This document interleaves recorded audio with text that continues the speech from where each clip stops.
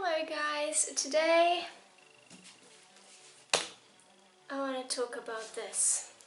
And the reason I want to talk about this is because this book changed my life. I have no words to describe how this made me feel. I am in awe, I am in shock, I am in love. Yes. So, starting off from the back, today is going to be a review of The Terror by Simmons. And can we just start off by saying what a beautiful hardback that is. I don't know if you guys can see, but the snow is actually glitter. I don't know how well you can see from the lighting, but all the little snowflakes, it's actually glitter and you can touch it. It's amazing. So this is a hardback. This book cost quite a bit, I'm not gonna lie, but honestly I would give 10 times the amount for this book because it's worth every single penny. It's like I said, I've got no words. So let's start off with what this book is about. This is my first interaction with Simmons, and it will definitely not be my last. It is a book of the type that I really enjoy, but I haven't read that many books, and that is taking a very specific historical event and turning it into a creepy horror book. I love it, but I've only read The Hunger like that before, so if any of you have any recommendations for books that are similar, please leave them in the comments below because I'm curious.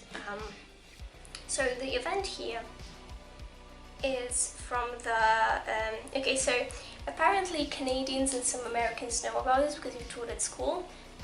Here in Europe, in Slavland, we don't get taught things like that in school.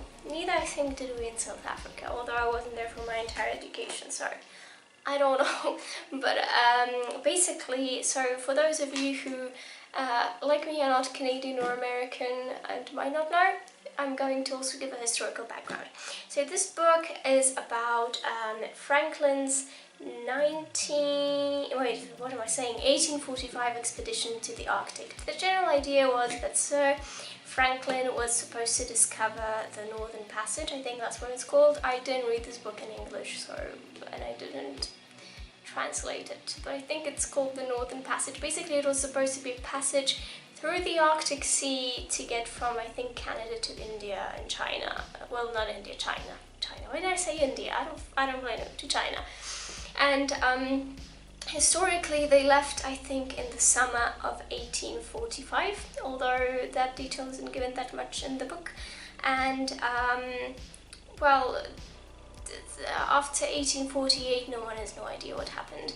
So I think one of the two ships left, HMS Erebus and HMS Terror, hence the name of the book, and none of them ever came back. I think a few years back they found one of the ships, I think HMS Erebus, I may be wrong though, somewhere near Canada. However, the second one hasn't been found. And basically this book takes that event, takes those two ships and writes about them, but adds a little bit of horror because it adds a supernatural creature that is stalking the crew, and it adds a little bit of the Inuit culture, which is something that is very interesting to me because once again, something I don't really know a whole lot of because here in Europe they don't really teach about those things.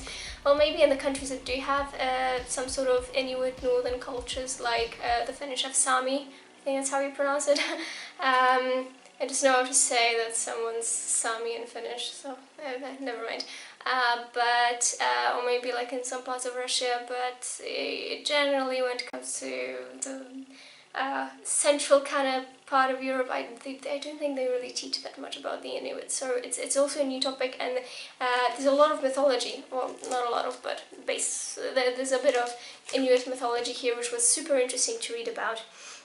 So yes, it's basically, that's all it is. The main character, all the characters in the book are actually historical characters. I mean, obviously, you know, their personalities were probably different to something we don't know, but still, yeah, there's not really much more to say when it comes to what the book is about, because you take that historical event, I mean, he took the historical event and changed it, give it like a little horror twist thing. But what I want to absolutely commend this dude on are two things. First of all, the book is extremely interesting, and I'm not a fan of like man versus nature type of books. And so even though this is a nearly 700-page book about man versus ice, I was hooked from page 1 and I couldn't stop reading. It was just too good. So it was truly, truly amazing. Like nothing, I can't say a single bad thing about it. So that's the first thing, that like even for someone who's not a huge fan of like people being stuck in the ice for 700 pages, like the way he wrote this book, it's just, I have no words. But the second thing that I absolutely want to commend this dude on is the amount of research he's done. Like, it's crazy. I looked up quite a few of the things that he explains in the books, and I don't know if it's just in my European Slav version of the book, but we also have a professor from the country I reside in who specialized in some of the topics in the book, and he wrote quite a lot of pages at the very end of the book to describe some of the things that happened in the book from a historical and geographical perspective. So I did read up a little bit, not a whole lot, like my knowledge isn't that much wider than what is inside the book itself, but I did read up a little bit, and from all the information that I did manage to gather by myself, it's basically the same as in the book. He barely changed anything, honestly. So this book is also extremely accurate, at least from my, research, because like, if you're a historian who specializes in this topic, then maybe, I don't know, maybe I'm wrong. But from my basic 2-hour, 3-hour research on this topic, it seems like he did an extreme amount of research, and he lists around 40 books that he read to write this one book at the very end. So, I commend him on that, because I like when people do their research. I like to do my research as well, and I especially like when people actually do their research, which doesn't mean a 5-minute Google search with a link to a probably not very reliable newspaper or other internet paper. I don't bloody know. No, I mean actual genuine research, and this dude did a hell of a lot of actual genuine research. So one of the reasons I really like this book, apart from it being extremely interesting, is that I can also learn a lot of things from it. So I don't like nonfiction, not because I actually have a problem with it, but because I can't read it. I get so bored that the moment nonfiction is involved, I can't read. My mind just flutters away. So that's why I really like books like these, because I get to read a novel, but I get to learn a lot as well, and I love learning new things. If I could, I'd stay in school for the rest of my life, or university, whatever. So if you want to learn something about this topic, I highly recommend this book as well. If you want to read something that's interesting and is a page turner, I recommend this book as well. It's not really that horror-ish, as in, there's not exactly a lot of gore, but yeah, the character development, generally the writing of the characters is absolutely astounding. I don't think I've ever felt so much disgust and negative emotions towards a single human being as I did for the character of Hicks in this book.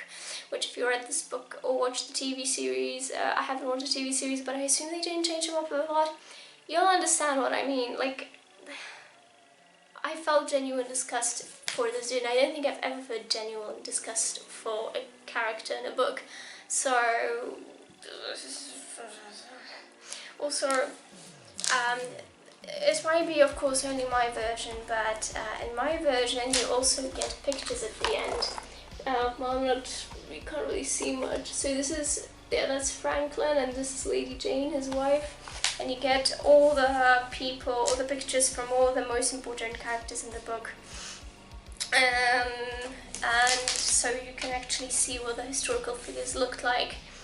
I wish I could say something more, so this video would be of any value at all.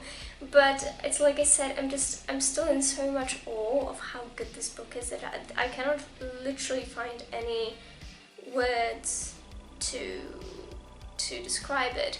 But if I were to basically bottle it down, it's about people surviving in the ice because Franklin did a total fuck up, because he was a git, at least in the book. I don't know if it was his idea in reality, but in the book it was. And he was a total git and made them get stuck in ice for 2 fucking years or longer, maybe, I don't even remember. So, you know, rations were going low, people were getting sick, people were getting scurvy, and plus there's this monster hunting them down, trying to kill them.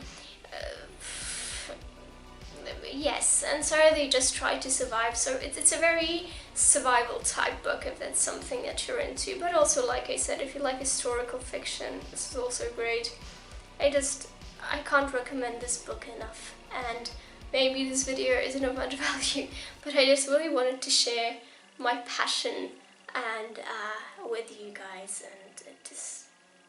Yes, this book also goes really in depth about the Arctic, and although the professor at the very end says that some things like thunderstorms are not real, because apparently there are no thunderstorms in the Arctic, at least not in the opinion of the professor here, or if they do happen, it's something extremely, extremely rare. Meanwhile, in the book there was quite a few thunderstorms.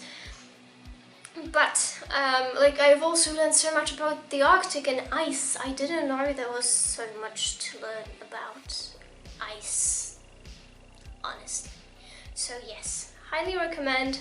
Fucking gazillion out of 10 points, I don't know. I love this book. If I could get it to 2, maybe I will get it to 2 of this book. We shall see. So yes, that is all for today. Has anyone read this? Can anyone just write in the comments how good this book is and just fangirl with me, please?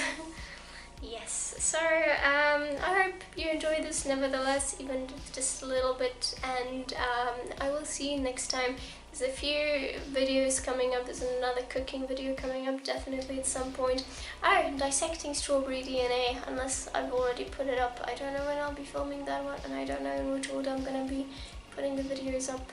Oh wait, we're not going to be dissecting DNA, we're going to be extracting it. Never mind, we'll get to it. So I hope you guys had a nice time today and everything, and I will see you next time. Bye bye.